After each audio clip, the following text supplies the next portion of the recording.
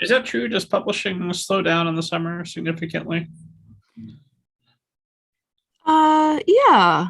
I think, I mean, I'm busy throughout the year. I mean, and there are editors, especially in the US and UK, who, well, they don't take as long of summer vacation time as, I don't know, editors in Spain or France or other European countries. So you can be submitting things. Sometimes the summer is the best time to like submit a new project to a US or UK editor. Gotcha. Well, I've always hearing conflicting reports. Some people tell me no, they take their long summers and just wait until they come back, and other people say nobody else is submitting because they all think they're on vacation, so it's the perfect time to get in there when the way is clear. What's always true is that September is just manic. Like it's like, I don't know, from August, which is holiday time for most people, to like the first week of September, which is the opposite. It's the biggest, I think, kind of adjustment time for everybody in the year. So for that reason, I do try to slow down a bit in the summertime, just to kind of be prepared as much as possible for the really busy fall.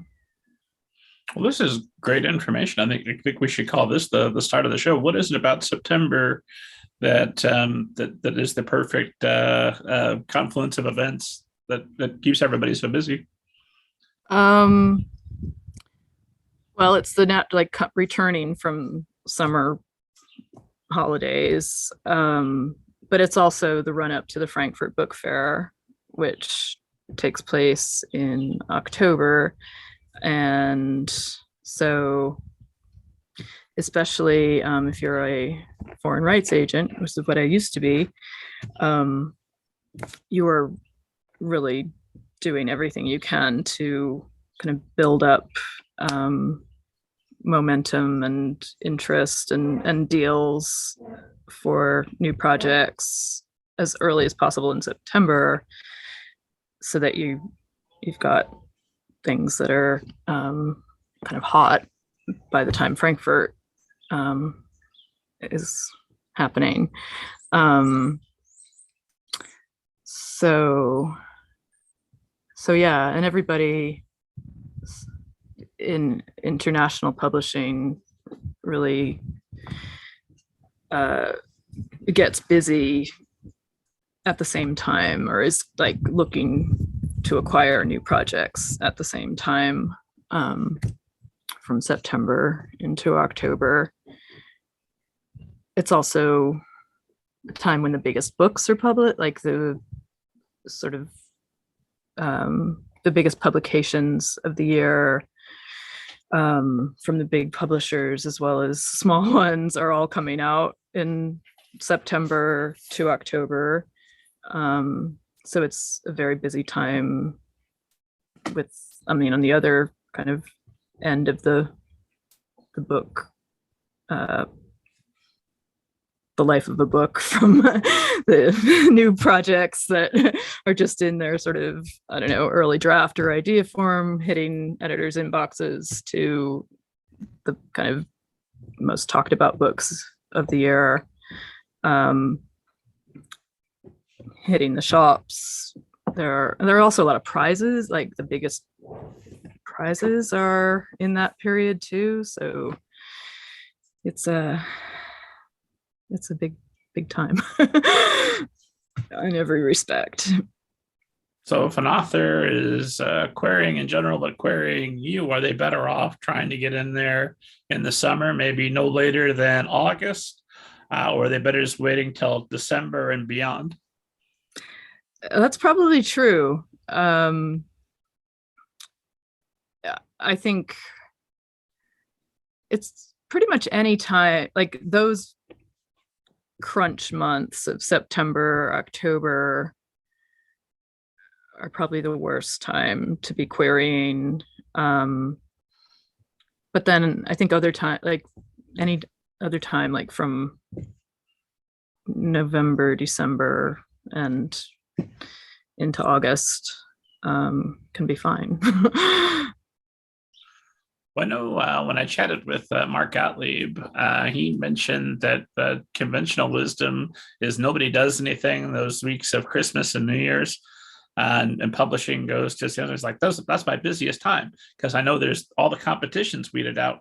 If anybody checks their email, they're going to see me because everybody else is being respectful and polite and not sending emails at that time. Would you concur? Is that a good idea?